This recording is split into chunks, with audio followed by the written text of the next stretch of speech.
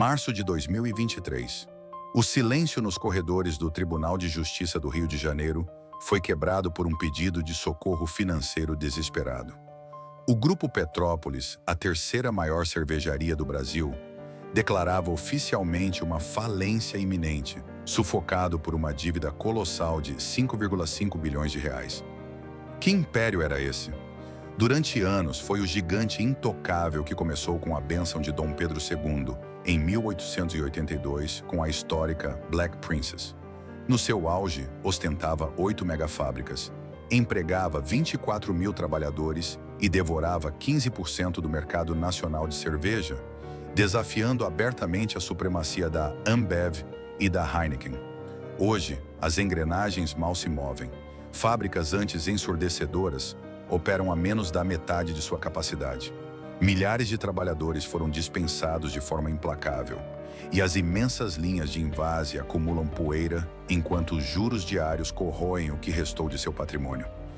Como um colosso industrial com mais de um século de tradição real e domínio de mercado, afunda em um abismo financeiro irreversível em menos de uma década. Não foi apenas o impacto da pandemia. Não foi apenas o cenário macroeconômico brasileiro. O colapso foi orquestrado por dentro. Petrópolis, Brasil, 1882-2024. A ascensão e o desmoronamento da cerveja mais nobre do país revelam o preço trágico da ambição desenfreada, onde a sede cega de expansão engoliu um legado histórico irrecuperável.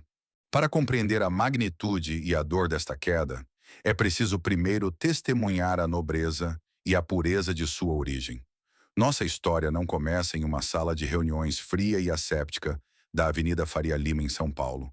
Tampouco em uma planilha financeira impessoal de um banco de investimentos nova-iorquino.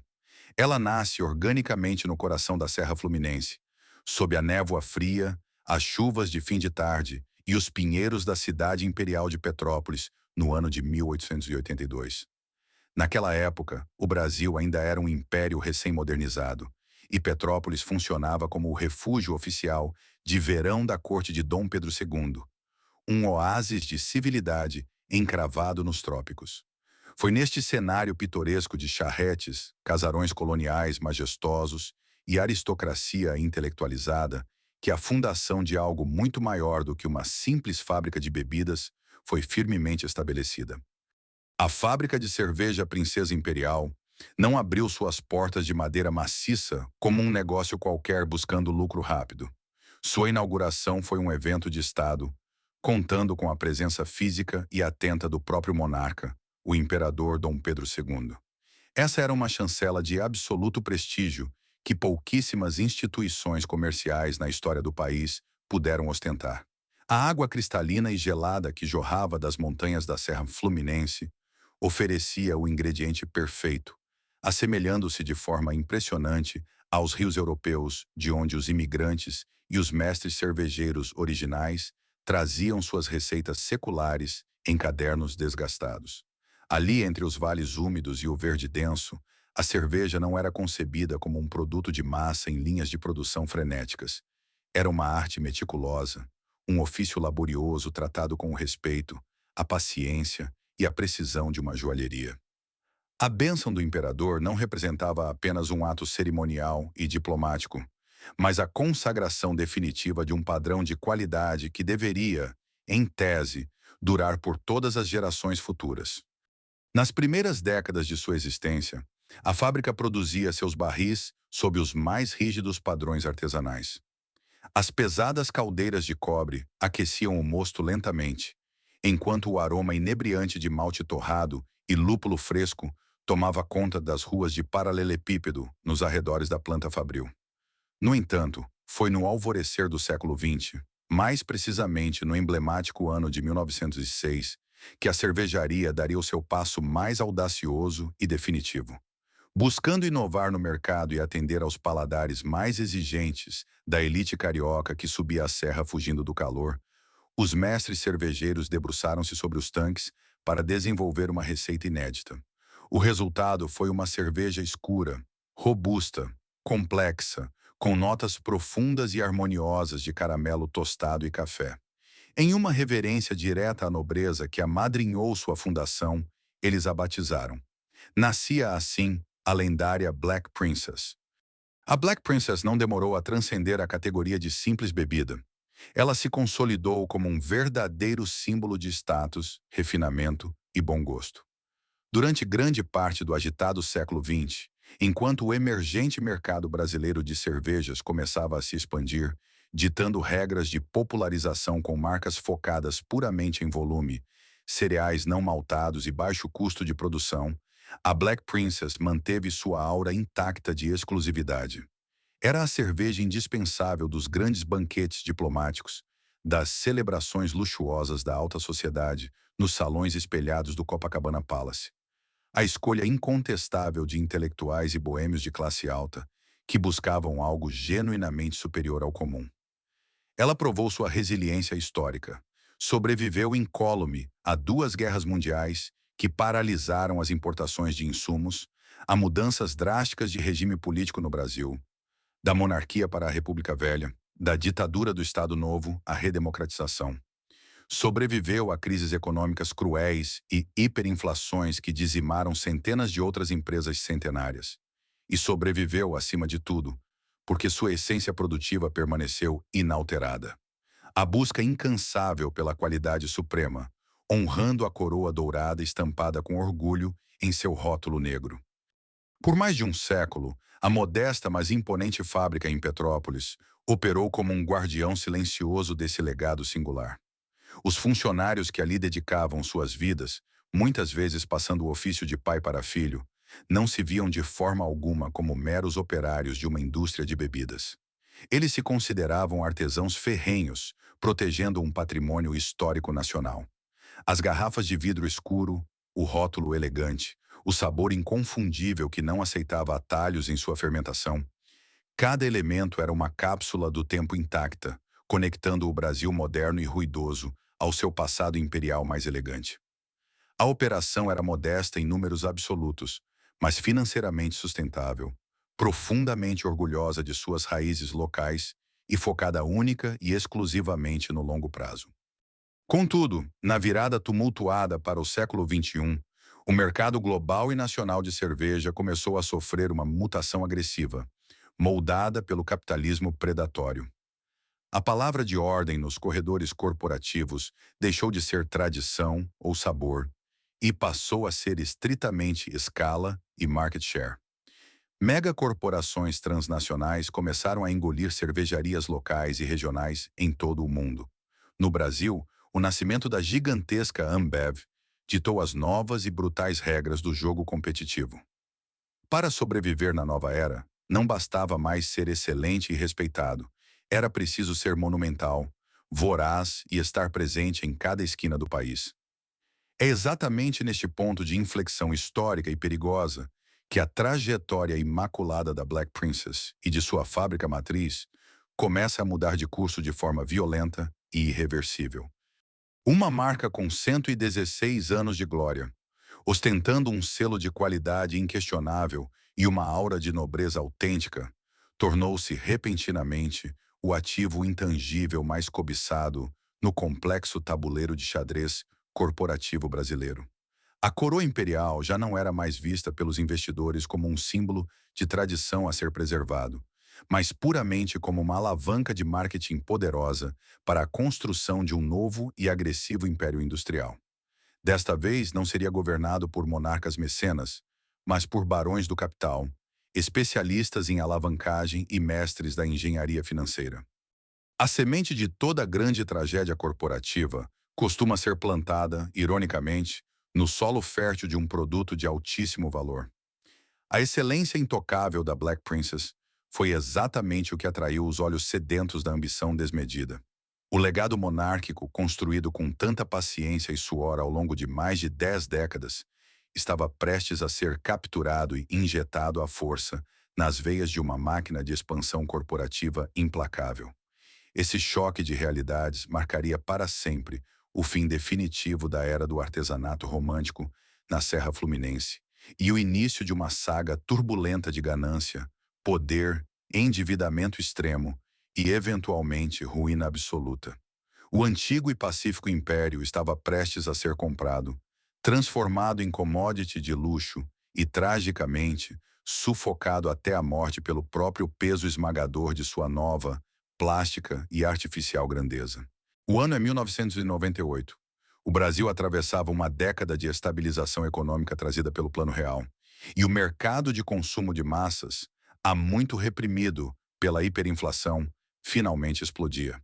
Foi exatamente neste cenário efervescente e promissor que a silenciosa e centenária fábrica de Petrópolis cruzou o caminho de um homem cuja ambição redefiniria de forma irreversível o seu destino.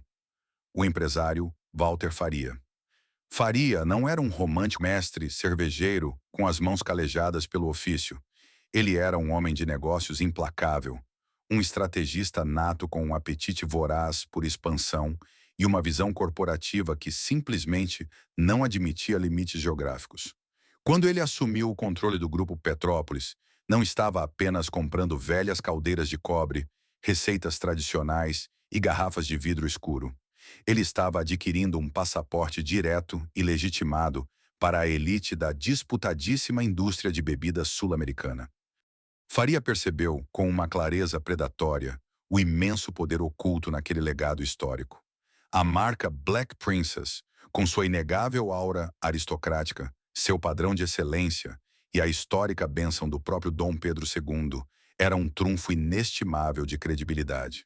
No entanto, para um homem com a sua mentalidade expansionista, uma cerveja de nicho da elite carioca, por mais prestigiosa, saborosa e respeitada que fosse, jamais seria suficiente para sustentar a construção de um império bilionário.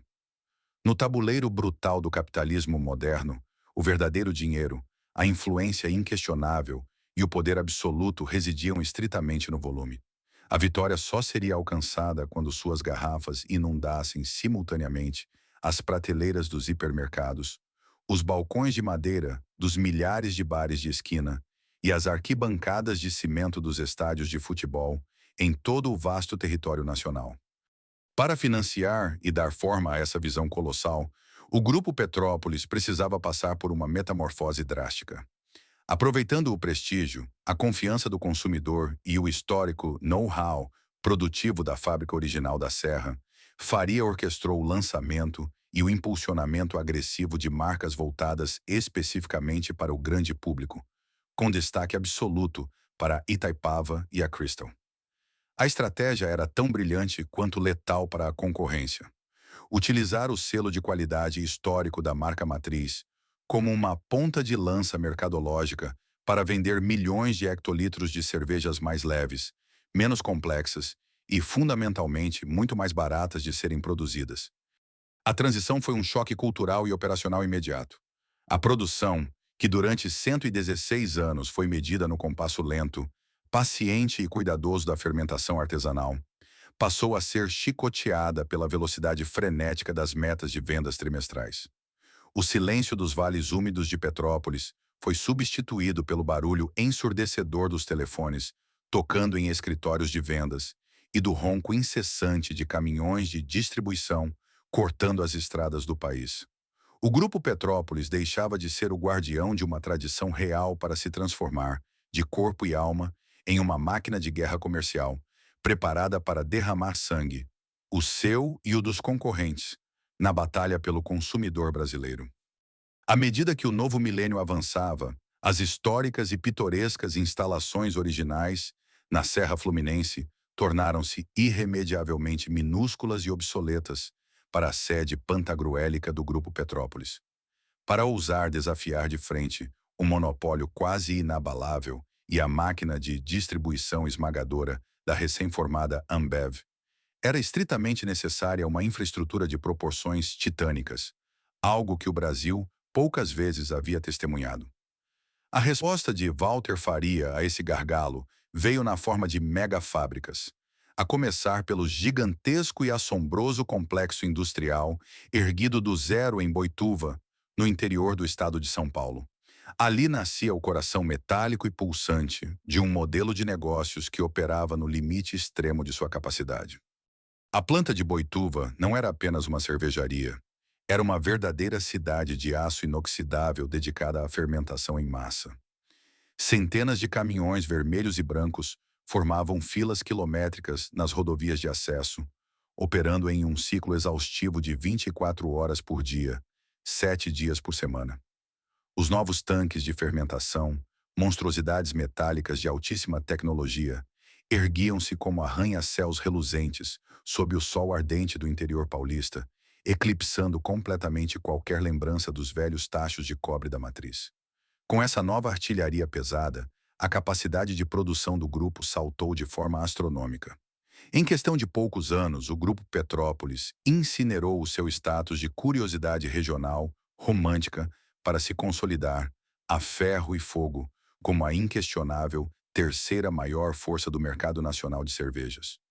No auge deslumbrante desse ciclo de expansão fulminante, os números gerados pela empresa eram simplesmente inebriantes, cegando a todos para os riscos que se acumulavam nas sombras.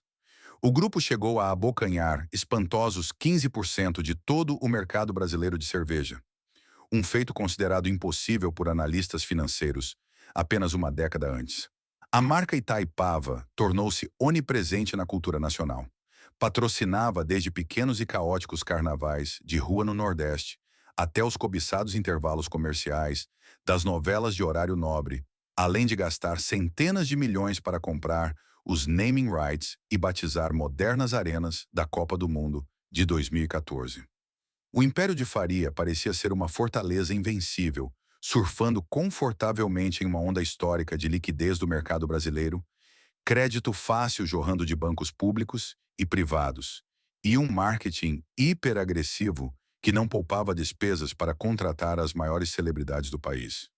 Contudo, sob o brilho ofuscante e o barulho das comemorações desse sucesso repentino, uma tensão profunda e silenciosa começava a fraturar os pilares da empresa. A alma do negócio havia sido corrompida em nome da escala. A essência do produto, outrora a única razão de existir da marca, foi rebaixada a uma preocupação secundária. O que realmente importava agora era a capilaridade logística, a guerra predatória de preços nas gôndolas e, acima de tudo, a perigosa alavancagem financeira. A Black Princess, a nobre matriarca, fundadora daquele império, observava solitária das montanhas frias o seu glorioso legado ser diluído em rios sem fim de cerveja de massa. O ritmo de crescimento ditado pelas planilhas de Walter Faria era violentamente antinatural, e a estrutura de capital multibilionária exigida para manter esse colosso de pé era, na verdade, um castelo de cartas erguido sobre um pântano de dívidas bancárias. A busca incansável pela glória em escala nacional acabara de plantar e regar generosamente as sementes venenosas que iriam germinar no mais espetacular colapso industrial da história recente do país. A alvorada da década de 2010 trouxe consigo um otimismo inebriante e, em retrospecto, perigoso para o cenário corporativo brasileiro. O país parecia surfar em uma onda interminável de crescimento, movido por crédito abundante, juros artificialmente controlados e um consumo de massa que quebrava recordes ano após ano. Dentro dos escritórios executivos do Grupo Petrópolis, essa euforia macroeconômica foi interpretada não como um ciclo passageiro que exigia cautela, mas como um convite irrecusável para a dominação territorial absoluta. Walter Faria já havia transformado a modesta e histórica cervejaria da Serra Fluminense em um colosso regional poderoso, consolidado pela megafábrica de Boituva. No entanto, o mapa do Brasil era vasto demais e a ambição corporativa exigia muito mais. O Sudeste, embora lucrativo, já não era suficiente. Era hora de marchar agressivamente para o Nordeste, o Centro-Oeste e o Sul. Iniciava-se ali o projeto mais audacioso e fatalmente o mais destrutivo da história da empresa. Para executar esse plano de dominação continental, o Grupo Petrópolis precisava de montanhas de capital. A estratégia adotada foi a da alavancagem extrema. A empresa mergulhou de cabeça em empréstimos bilionários, recorrendo a linhas de crédito subsidiadas do BNDES e a vultosos financiamentos de grandes bancos privados. O dinheiro não era usado para fortalecer o caixa ou investir na sofisticação de seus produtos premium, como a Black Princess. mas sim para erguer monumentos de aço e concreto. Em um ritmo frenético de inaugurações que desafiava a lógica da engenharia financeira, o grupo cortou fitas de novas e colossais plantas industriais em Rondonópolis, em Mato Grosso, Alagoinhas, Bahia, Itapissuma, Pernambuco e Uberaba, Minas Gerais. O resultado visual e estrutural dessa expansão era de cair o queixo. Em pouco tempo, o Império ostentava um exército de 8 megafábricas estrategicamente posicionadas pelo país. A capacidade de produção instalada saltou para absurdos 52 milhões de hectolitros por ano.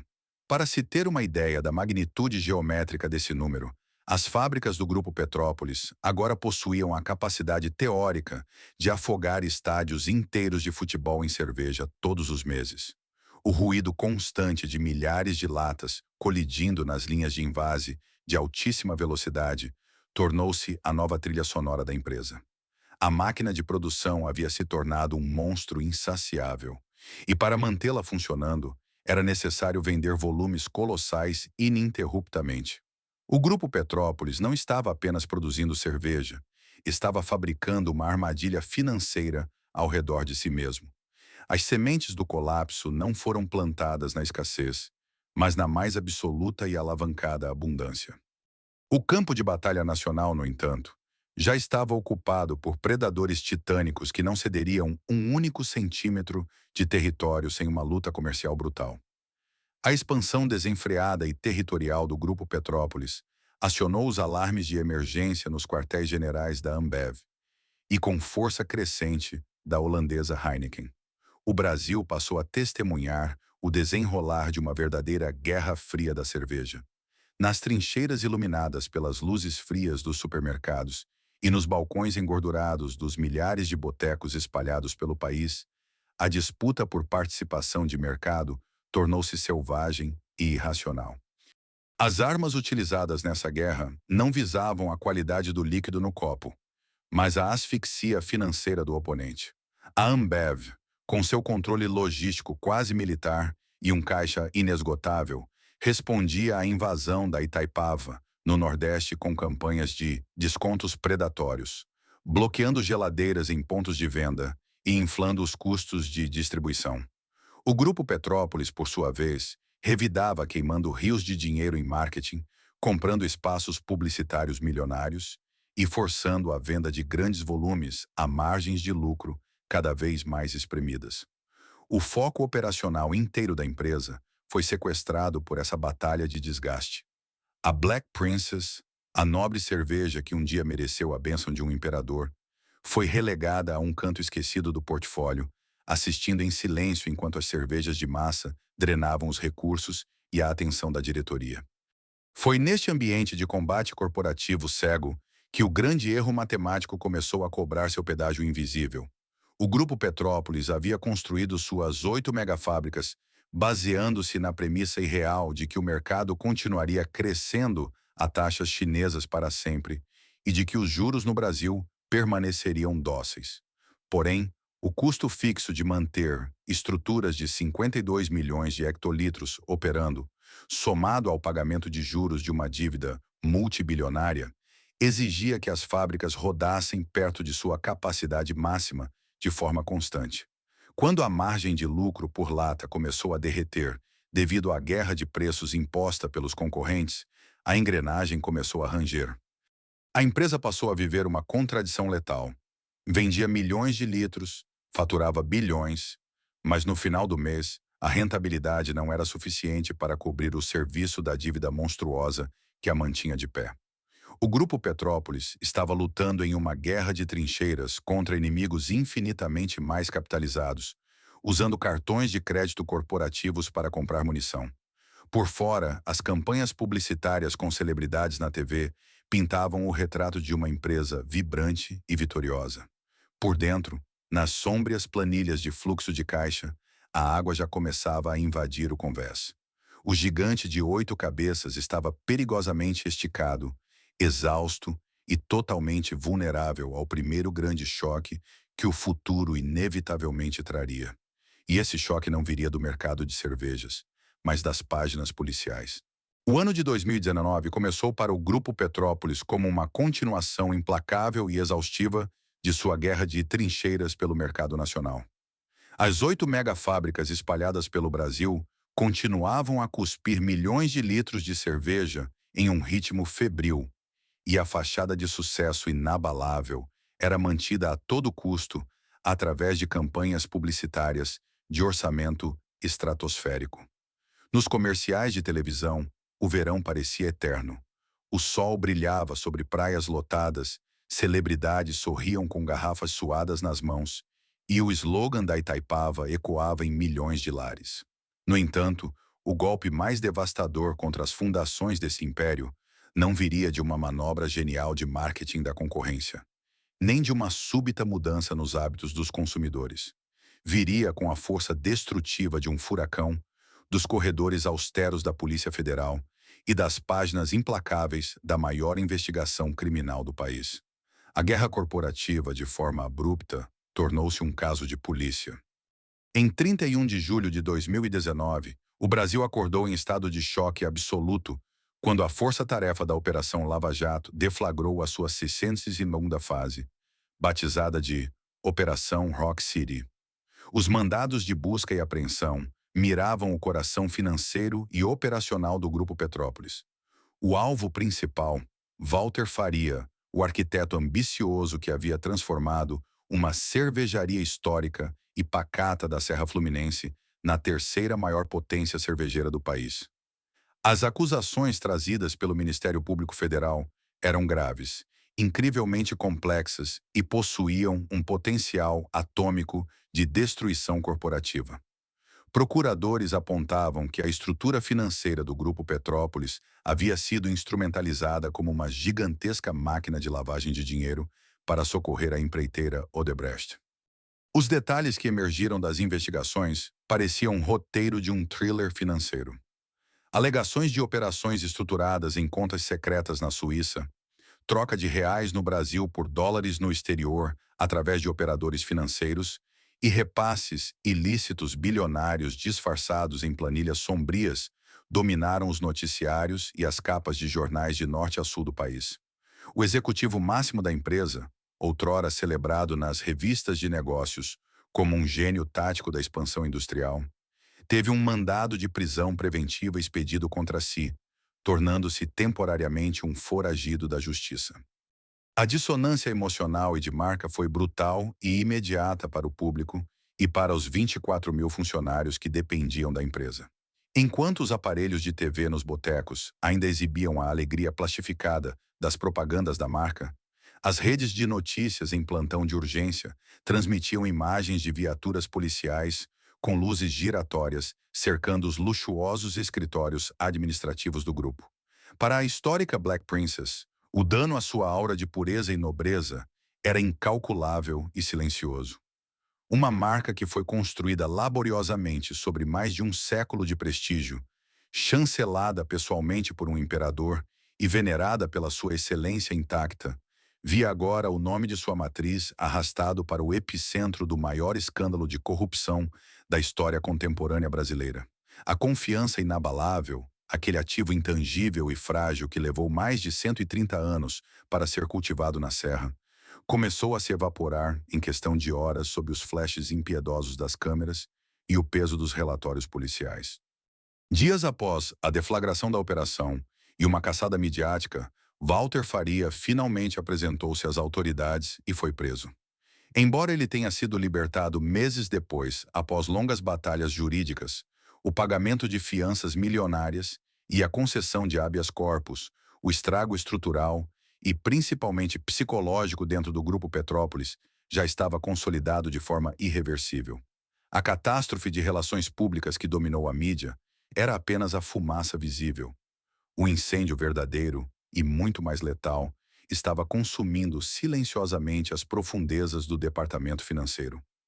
Em uma empresa cujas estruturas operavam de forma altamente alavancada e que dependia visceralmente da boa vontade e do crédito contínuo de grandes instituições bancárias para refinanciar e rolar suas dívidas colossais, a prisão e o indiciamento de seu controlador principal soaram como um alarme de pânico incontornável no mercado. As instituições financeiras que apenas alguns anos antes faziam fila e brigavam para financiar as faraônicas megafábricas do grupo, instantaneamente recuaram, acionando seus rigorosos comitês de compliance e risco. As torneiras de crédito essenciais para o fluxo de caixa começaram a secar da noite para o dia. Simultaneamente, os fornecedores de insumos básicos, do alumínio das latas ao malte importado, entraram em estado de alerta máximo. Temendo que a empresa tivesse suas contas bloqueadas pela justiça a qualquer momento, passaram a exigir pagamentos antecipados e prazos sufocantes. O oxigênio financeiro que mantinha as imensas caldeiras e as linhas de invase de alta velocidade funcionando foi subitamente estrangulado.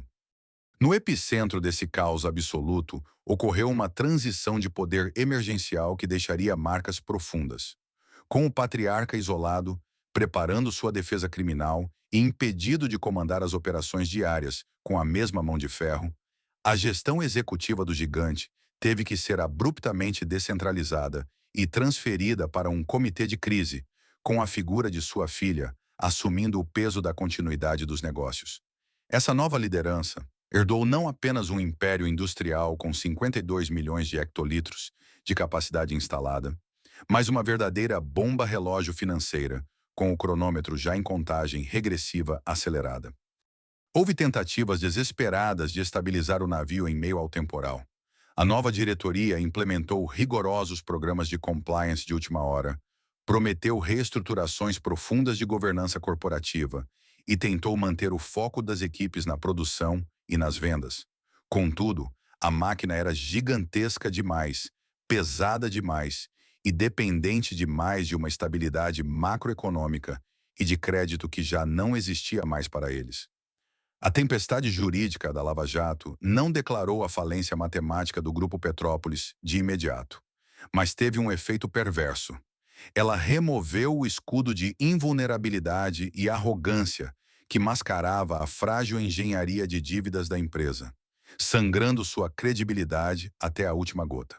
O gigante de 8 fábricas já se encontrava exausto, isolado no mercado, com a confiança de seus credores em frangalhos, quando apenas alguns meses depois, uma ameaça ainda maior e invisível despontou no horizonte, pronta para fechar o mundo inteiro e desferir o golpe de misericórdia.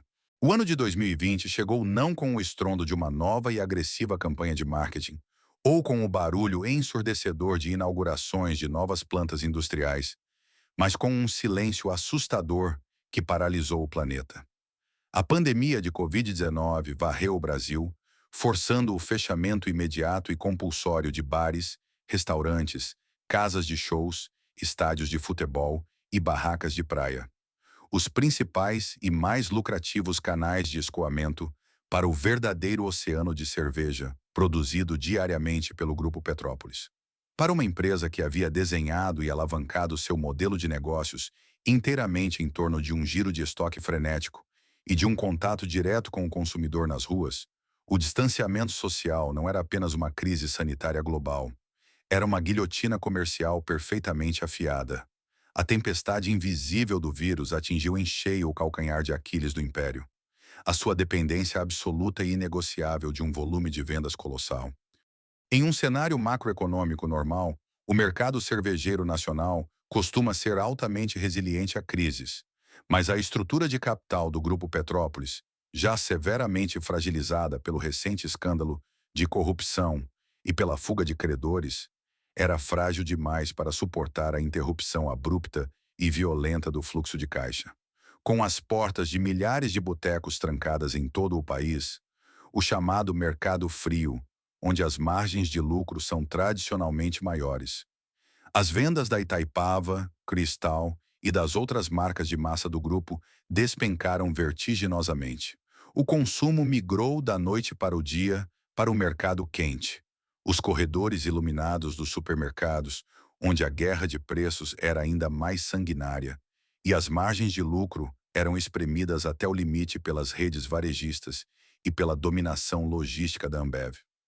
Os números desta tragédia operacional logo se materializaram de forma irrefutável, fria e assustadora nas planilhas de faturamento da diretoria.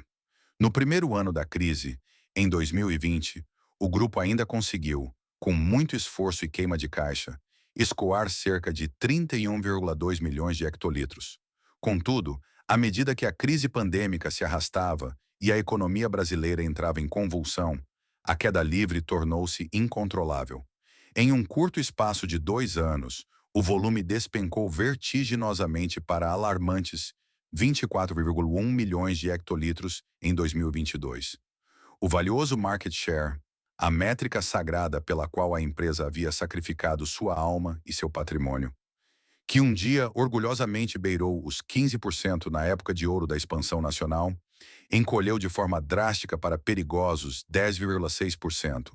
O gigante estava sangrando participação de mercado de forma acelerada, incapaz de competir na nova realidade de consumo confinado, enquanto seus concorrentes mais capitalizados investiam pesadamente em plataformas digitais de entrega e adaptação rápida de portfólio. A tragédia comercial e a perda de espaço nas prateleiras dos supermercados esconderam por um breve momento um pesadelo ainda mais profundo, físico e aterrador, que se desenrolava no chão de fábrica. O Grupo Petrópolis, movido pela ambição desmedida de seu controlador, havia construído 8 megafábricas monumentais, espalhadas de norte a sul do Brasil, para sustentar uma guerra de volumes e uma demanda infinita que, de repente, deixou pura e simplesmente de existir. Estas imensas catedrais de aço inoxidável, maravilhas da engenharia moderna, projetadas para operar em 3 turnos ininterruptos e produzir absurdos 52 milhões de hectolitros anuais, tornaram-se gigantescos e fantasmagóricos elefantes brancos da noite para o dia. A taxa de ociosidade fabril do grupo atingiu níveis críticos e matematicamente insustentáveis. Com a produção despencando na casa dos 2 dígitos, o parque industrial como um todo passou a operar, em média, a apenas 40% de sua capacidade total. Nas vastas instalações de Rondonópolis, Alagoinhas e Itapsuma, linhas de invase de altíssima velocidade, capazes de processar dezenas de milhares de latas por hora, foram desligadas e cobertas por lonas plásticas, acumulando poeira no escuro. Na lógica implacável da indústria de base e de consumo de massa, uma mega fábrica ociosa não significa que ela deixa de custar dinheiro. O efeito, na verdade, é catastroficamente oposto. Os custos fixos multibilionários dessa estrutura pantagruélica continuavam vencendo todos os meses, pontualmente, como um relógio suíço implacável. A manutenção preventiva obrigatória de maquinário importado alemão, as contas de energia industrial estratosféricas, a folha de pagamento de milhares de funcionários que temiam por seus empregos a cada amanhecer e, principalmente, as pesadas parcelas dos financiamentos originais que ergueram aqueles prédios não entraram em quarentena. Independentemente de as caldeiras estarem fervendo mosto ou completamente apagadas, a conta chegava. O gigante industrial estava, na prática, devorando a si mesmo por dentro, consumindo o pouco oxigênio financeiro que lhe restava apenas para manter suas luzes acesas e não enferrujar. De longe, a nobre e histórica Black Princess, a marca secular que deu origem a todo aquele império em Petrópolis, assistia silenciosamente a essa desintegração sistêmica. Se no passado a sua operação modesta, focada em nicho, excelência artesanal e crescimento orgânico havia garantido sobrevivência através de guerras mundiais e crises seculares, a nova máquina hipertrofiada construída artificialmente ao seu redor revelava-se agora uma armadilha fatal. O choque operacional e imprevisto da pandemia de Covid-19 escancarou a ferida já aberta pela crise de confiança anterior. Sem acesso a linhas de crédito emergenciais e sem o volume frenético de vendas necessário para diluir os seus custos fixos monstruosos, a operação fabril do grupo entrou em um colapso cardíaco terminal. A tempestade invisível havia varrido para sempre a fachada de grandeza e invencibilidade, deixando para trás apenas uma realidade brutal. O império estava asfixiado, pronto para mergulhar no abismo financeiro que selaria definitivamente o seu destino. Se a pandemia de Covid-19 foi o golpe traumático que asfixiou a operação comercial e paralisou o coração industrial do Grupo Petrópolis, o cenário macroeconômico brasileiro que se desenhou logo em seguida funcionou como um veneno lento, doloroso e matematicamente letal, injetado diretamente em suas veias financeiras. Para entender a anatomia de um desastre corporativo, é fundamental olhar além do chão de fábrica e mergulhar na engenharia invisível dos juros. O modelo de negócios hipertrofiado de Walter Faria, que ergueu 8 megafábricas de ponta a ponta no país, foi concebido em uma era de ouro de crédito, subsidiado e dinheiro barato. No entanto, à medida que a inflação global e nacional começou a sair do controle, o Banco Central do Brasil foi forçado a puxar o freio de emergência. A taxa Selic, o verdadeiro batimento cardíaco da economia nacional, iniciou uma escalada brutal e ininterrupta, saltando de mínimas históricas para estratosféricos e sufocantes, 13,75% ao ano. Para uma empresa saudável, isso representa um período de cautela. Para um colosso alavancado até o pescoço e com as fábricas operando a menos da metade de sua capacidade, era uma sentença de morte executada em praça pública. A dívida bancária multibilionária do Grupo Petrópolis, contraída com taxas pós-fixadas que acompanhavam a maré da economia, transformou-se da noite para o dia em um monstro faminto e indomável. As engrenagens financeiras da empresa inverteram sua lógica de forma perversa. O grupo deixou, na prática, de ser uma indústria que fabricava cerveja para se transformar em uma máquina desesperada de rolar dívidas. O caixa da empresa sofria de uma hemorragia diária e silenciosa. Todos os dias, antes mesmo de a primeira lata de Itaipava sair das linhas de invase remanescentes, ou de o sol nascer sobre a neblina da histórica matriz da Black Princess na Serra, o Grupo Petrópolis perdia milhões de reais evaporados única e exclusivamente para o pagamento de juros bancários. O sangue do império estava escorrendo para os balanços dos bancos credores, deixando a operação física anêmica e sem a mínima capacidade de investir em modernização, logística ou defesa de mercado. Encurralada em uma sala de reuniões fria, assistindo ao derretimento de suas margens, a diretoria buscou freneticamente bodes expiatórios para justificar o injustificável perante o mercado e a si mesmos. O discurso oficial da empresa passou a adotar um tom de denúncia inflamada contra o ambiente macroeconômico e, principalmente, contra o que consideravam uma competição desleal e predatória orquestrada por seus maiores algozes.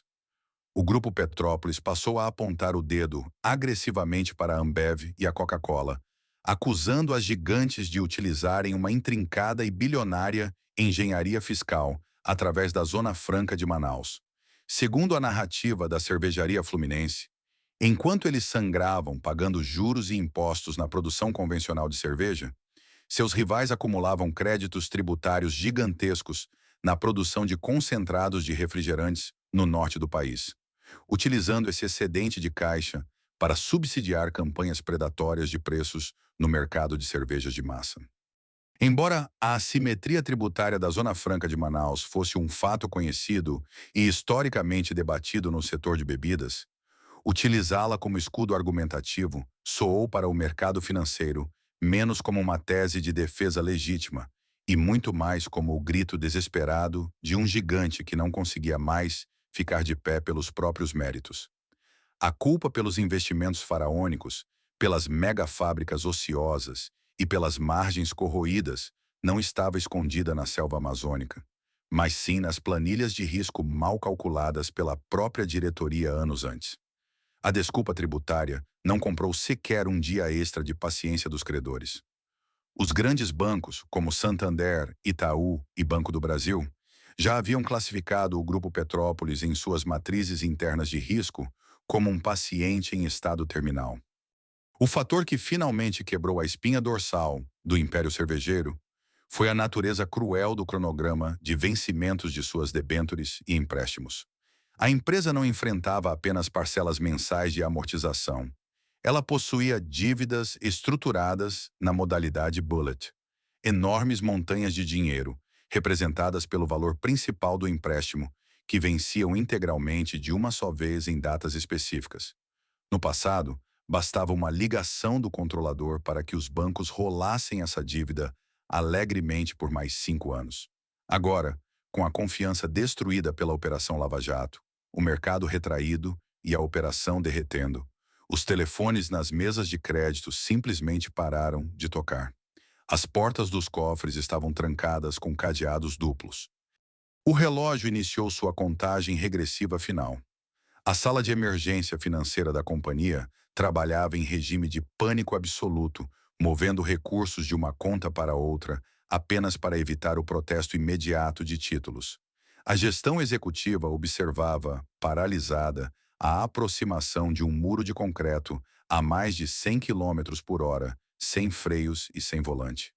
O legado quase centenário e aristocrático da Black Princess estava prestes a ser soterrado não por uma mudança no paladar dos brasileiros, mas por uma avalanche implacável de planilhas de cobrança. O sangramento diário havia levado o Grupo Petrópolis à beira do precipício. Bastava apenas um último e inevitável empurrão.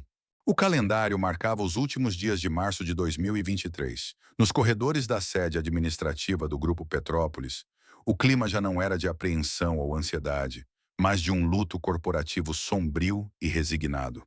A complexa engenharia financeira, que durante a última meia década havia mantido o colosso de bebidas de pé através de refinanciamentos acrobáticos, queima de caixa e promessas irreais de recuperação de mercado, havia finalmente esgotado sua última gota de oxigênio.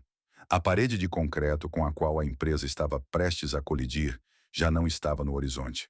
Ela estava a poucos centímetros do para-choque. O gatilho imediato para a detonação, a gota d'água que transbordaria um oceano de inadimplência, tinha um valor exato e um prazo inegociável. Uma parcela bullet de 105 milhões de reais, atrelada a uma operação de crédito estruturada com o Fundo Siena, que venceria de forma impreterível em questão de horas.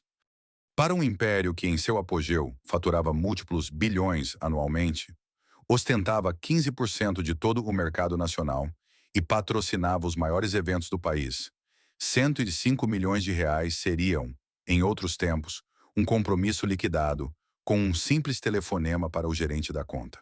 No entanto, na gélida e sufocante realidade do início de 2023, o cenário era terminal.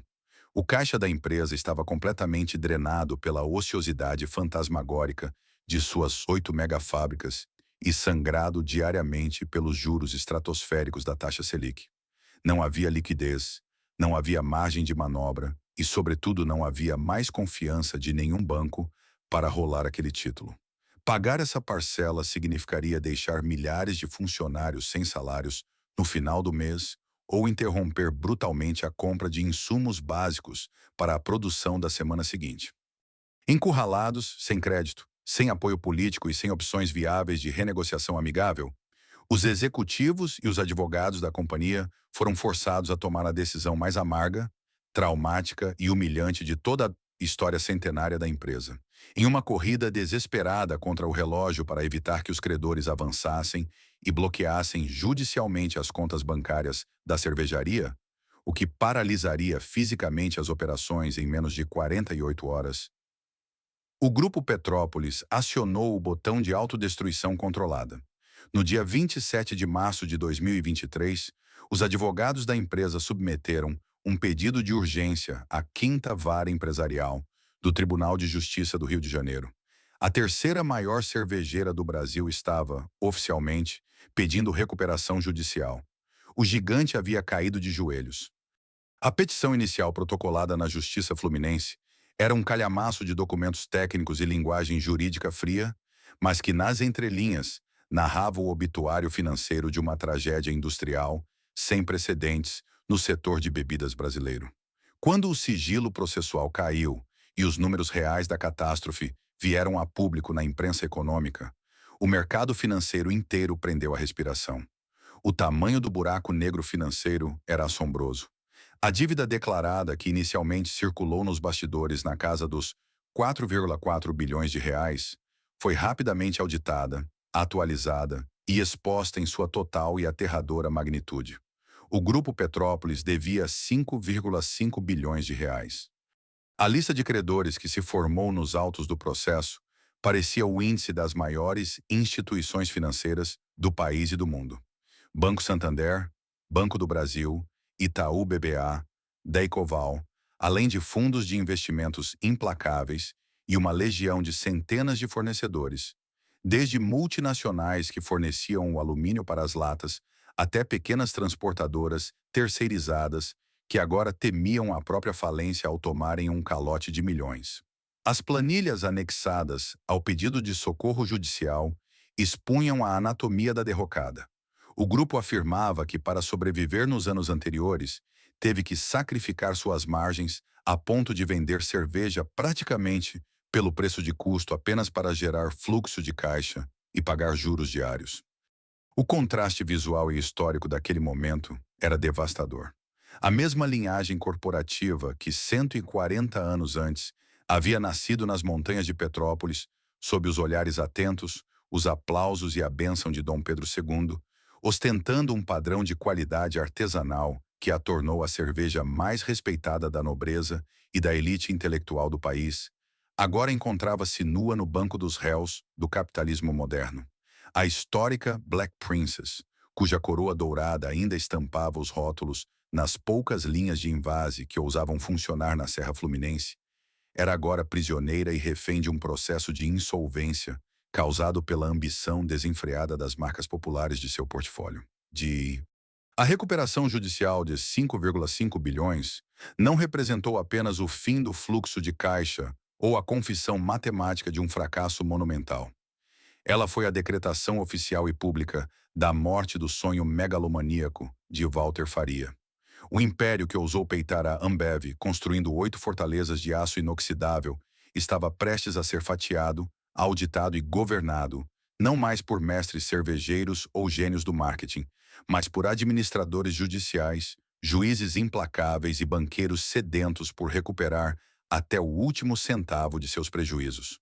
A partir daquela fatídica assinatura, em março de 2023, a prioridade número 1 do Grupo Petrópolis deixou de ser a conquista do mercado.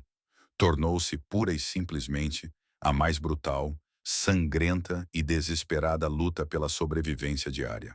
A manhã seguinte ao pedido de recuperação judicial não trouxe alívio, mas sim o início de uma guerra de trincheiras corporativa ainda mais cruel, fria e sangrenta. Quando a cifra astronômica de 5,5 bilhões de reais em dívidas ecoou pelos terminais de computadores da Faria Lima e pelas sedes das grandes corporações, o pânico generalizou-se de forma incontrolável entre os credores. O Grupo Petrópolis, outrora o cliente VIP que recebia tratamento de rei nas diretorias dos maiores bancos do país, tornou-se da noite para o dia um alvo de caça. Instituições financeiras de peso, lideradas por gigantes como Banco Santander e Banco Deicoval, iniciaram uma blitzkrieg jurídica implacável. Em uma série de liminares, agravos e recursos de urgência, os bancos tentaram bloquear agressivamente os recebíveis da cervejaria e travar qualquer centavo que entrasse no caixa, buscando proteger desesperadamente seus próprios balanços antes que o dinheiro desaparecesse de vez no ralo escuro da insolvência. No chão de fábrica, a realidade dessa asfixia financeira traduziu-se em um cenário de terror logístico imediato. Sem acesso a novas linhas de crédito e com as contas correntes constantemente ameaçadas de bloqueio judicial, o Grupo Petrópolis perdeu a capacidade básica de comprar matéria-prima. O malte importado, o lúpulo, o alumínio para as latas e o vidro para as garrafas, os blocos de construção fundamentais do império, pararam de chegar. Os caminhões de entrega dos fornecedores, que antes formavam filas quilométricas e ruidosas nas portas das megafábricas, simplesmente desapareceram. Para não desligar as caldeiras definitivamente e decretar a morte física da empresa na mesma semana, a controladora precisou recorrer a uma manobra extrema e humilhante. Um empréstimo DIP, Debtor in Possession, um financiamento de emergência super privilegiado, no valor de centenas de milhões de reais, injetado às pressas apenas para garantir a compra de insumos básicos por mais algumas semanas. Foi, na prática, uma transfusão de sangue desesperada em um paciente corporativo, com falência múltipla de órgãos. No entanto, o verdadeiro e mais trágico preço dessa sobrevivência não foi pago com manobras jurídicas sofisticadas na capital paulista ou assinaturas em contratos de resgate financeiro. Ele foi cobrado em carne, suor e lágrimas da base da pirâmide.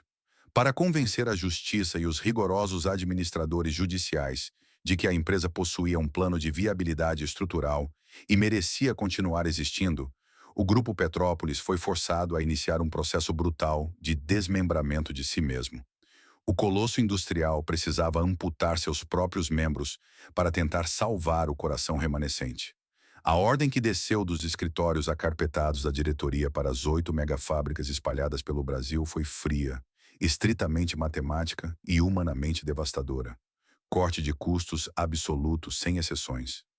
A consequência prática foi um banho de sangue trabalhista que destruiu comunidades inteiras. Dos impressionantes 24 mil funcionários diretos que o grupo orgulhosamente ostentava em seu auge, um verdadeiro exército de trabalhadores, milhares foram sumariamente demitidos.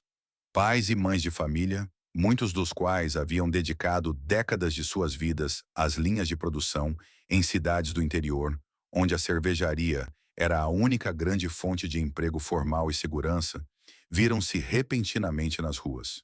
Muitos seguravam cartas de rescisão que a empresa, sufocada, mal tinha dinheiro em caixa para honrar integralmente nos prazos legais.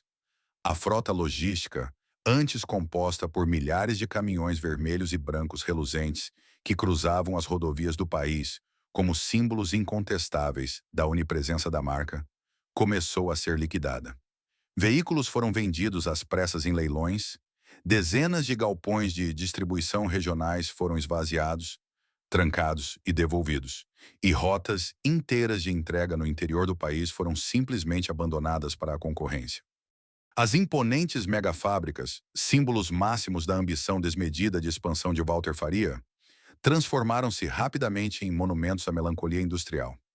Caminhar hoje pelos imensos corredores das plantas de Rondonópolis, Alagoinhas ou Itapissuma é testemunhar o silêncio pesado e fantasmagórico de um gigante mutilado.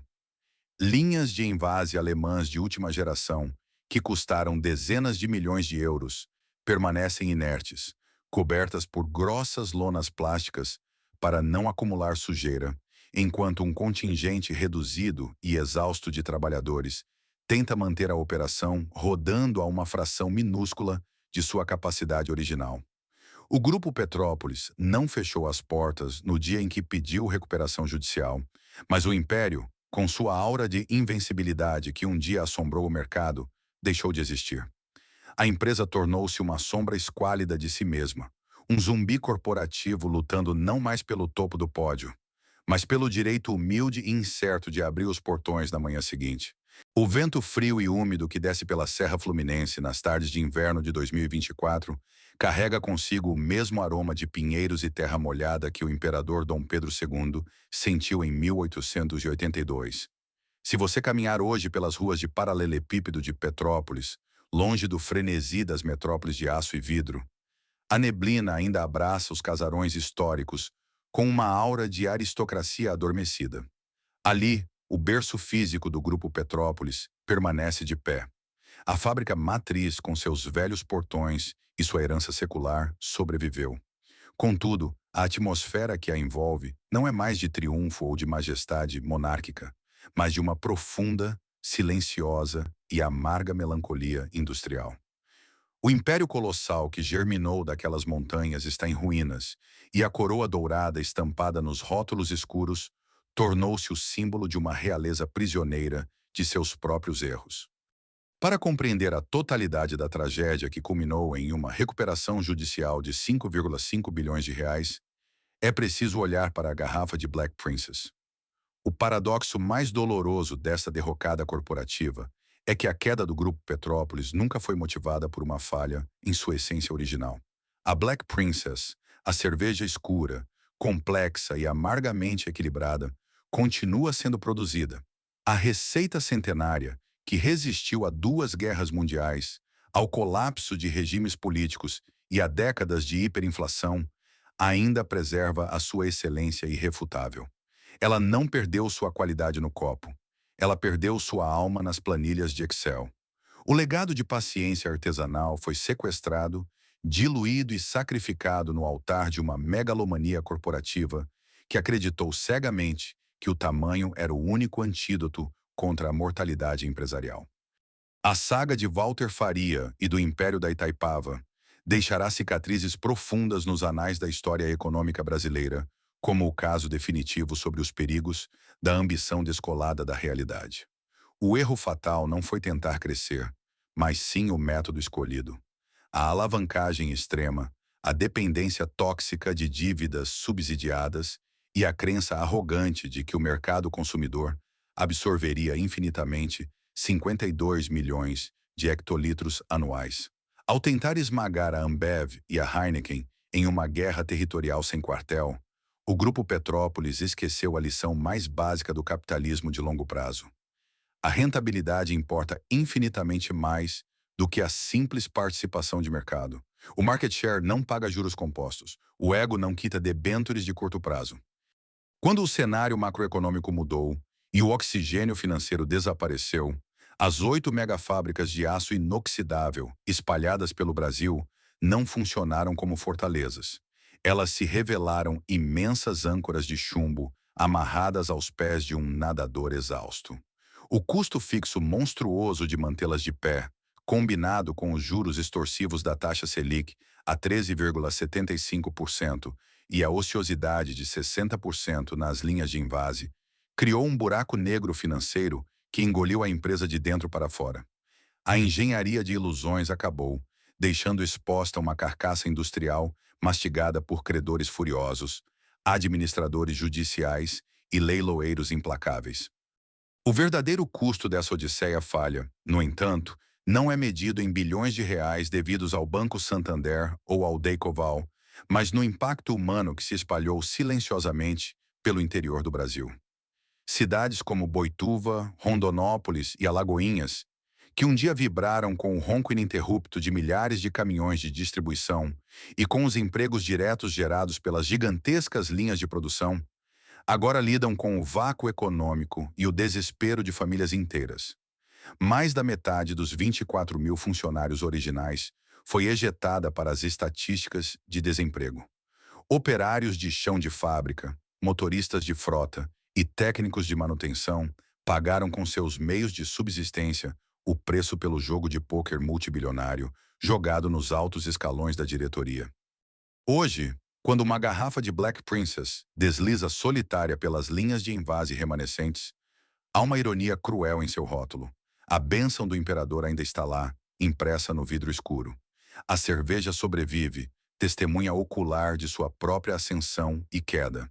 Mas o lucro de sua venda já não financia a tradição cervejeira. Ele é imediatamente canalizado para uma conta judicial bloqueada, lutando para pagar migalhas de uma montanha de dívidas que parece impossível de ser escalada. O império não existe mais. A Guerra Fria da cerveja brasileira fez a sua maior e mais ruidosa vítima. O que resta do Grupo Petrópolis não é mais um colosso focado em dominar o país, mas um zumbi corporativo lutando por migalhas de oxigênio em tribunais de falência, vendendo seus ativos peça por peça. A ascensão e o desmoronamento da cerveja mais nobre do Brasil revelam a verdade mais fria do mundo dos negócios. A ambição pode até construir 8 maravilhas industriais da noite para o dia, mas quando o propósito é perdido em favor da simples vaidade do tamanho, tudo o que resta no final é o silêncio pesado das fábricas vazias e o sabor amargo de um legado que, por puro excesso, bebeu do próprio veneno. A história do Grupo Petrópolis e de sua emblemática Black Princess não é apenas um capítulo isolado na crônica empresarial brasileira. É um tratado profundo e doloroso sobre a fragilidade do sucesso quando ele é desprovido de propósito. No fim, a queda de um império industrial não acontece com uma grande explosão cinematográfica, mas com o silêncio gradual e agonizante de suas máquinas. As megafábricas de aço, que um dia foram o orgulho de uma corporação em ascensão, hoje servem como monumentos ocos à vaidade e à ilusão da alavancagem financeira infinita. O verdadeiro preço dessa tragédia não está impresso apenas nas planilhas frias dos credores ou nos despachos dos tribunais de falência.